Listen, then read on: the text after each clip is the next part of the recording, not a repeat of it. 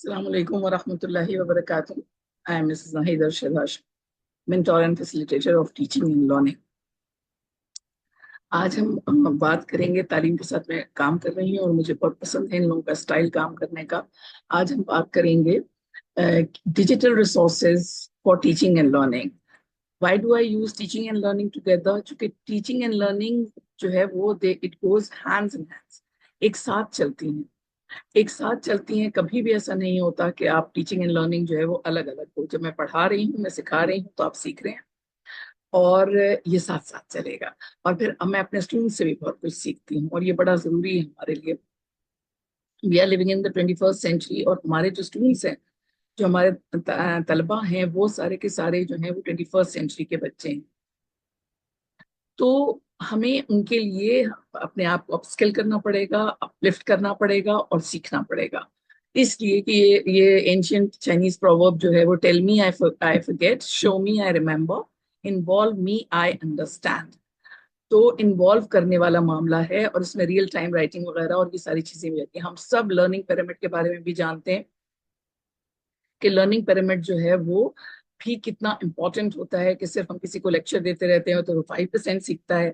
अगर हम वो रीडिंग कर रहा होता है या हम रीड अलाउड कर रहे होते हैं तो वो 10 मिनट 10% उसको होता है। ये पैसिव टीचिंग मेथड होते हैं। ऑडियो विजुअल को भी हम एट टाइम्स पीसिंग यानी पैसिव में लेते हैं, एक्टिव लर्निंग में भी लेते हैं, लेकिन इतना ज्यादा नहीं होता। वो 20% होता है। हम डेमोन्स्ट्रेट करते हैं तो 30% वो उसकी रिटेंशन पावर होती है, वो याद रख सकता है बच्चा। और अगर हम पार्टिसिपेटरी टीचिंग मेथड्स करते हैं, जो कि हम डिजिटल टेक्नोलॉजी को इस्तेमाल करते हैं और हम उसके साथ साथ उनको रियल टाइम राइटिंग पे लाते हैं, उनको एक्टिव लर्निंग सिखाते हैं, ये सारी चीजें जो होती हैं 50%, 75% और 90% जो वो बच्चे वो याद रखते हैं उन चीजों को। बहुत सालों के बाद भी याद रखते हैं। हम सब अब जीमेल पर आ गए हैं और हम सबको मालूम है। मैं आपको अगर आप लोग चाहेंगे तो मैं आप लोगों को लाइव भी करवा के बता दूंगी। अभी तो मैं स्लाइड्स पे आपको बता रही हूँ। तो आपके जो जीमेल अकाउंट्स हैं उनमें आपके पास जो है वो वर्किंग बटन जो होता है उसके ऊपर गूगल ड्राइव आता है। गूगल ड्राइव एक ऐसी मेस्मराइजिंग चीज है और एक ऐसी चीज है जो कि आपके लिए बहुत इंपॉर्टेंट है, हम टीचर्स के लिए बहुत इंपॉर्टेंट है। बहुत सी चीजें ऐसी होती हैं जो हम लोग सेव नहीं रख सकते अपने पास, और अगर हम गूगल ड्राइव पे वो चीज सेव रखते हैं तो वो हमेशा हर जगह एक्सेसिबल होती है हमारी। अगर हमने ड्राइव में सेव किया हुआ है तो वो हमारे लिए कहीं भी एक्सेसिबल होती है। हम कहीं से भी उसको अप्रोच कर सकते हैं और बता सकते हैं, दिखा सकते हैं, समझा सकते हैं।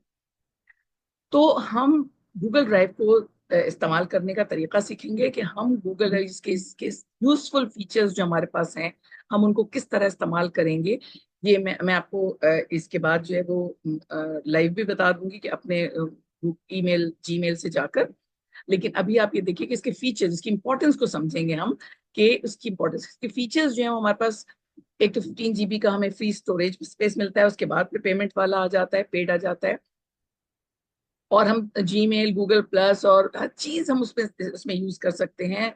बहुत ही मतलब इतनी अच्छी चीज है कि हम बहुत आराम से उसको इस्तेमाल करते हैं। मैंने आपको बताया मिराक्यूलस चीज। गूगल ड्राइव की एप्लीकेशंस जो होती हैं वो हमारी किसी भी मोबाइल फोन पर भी इस्तेमाल हो जाती हैं, तो बहुत आसानी से वो खुल जाता है, सिर्फ सिंक्रोनाइज करना पड़ता है उसको।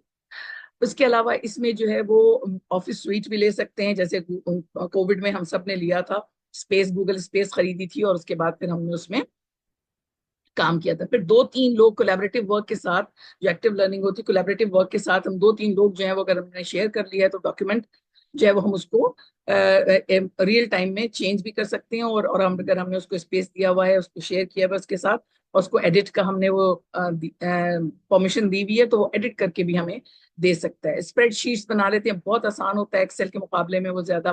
प्रेजेंटेशंस ये जैसे मैंने बनाई है तो प्रेजेंटेशन में उसी पे बनाती हूँ और बनाकर फिर उसको डाउनलोड कर लेती हूँ पीपीटी में, तो उसमें वो आ जाता है।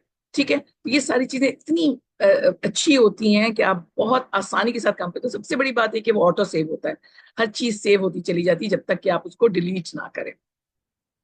फिर ये कि अपलोड करना, ड्रैग और ड्रॉप होता है। गूगल क्लासरूम भी नेक्स्ट आपको बताऊंगी मैं। गूगल क्लासरूम में इसका बहुत मजे का काम हो जाता है।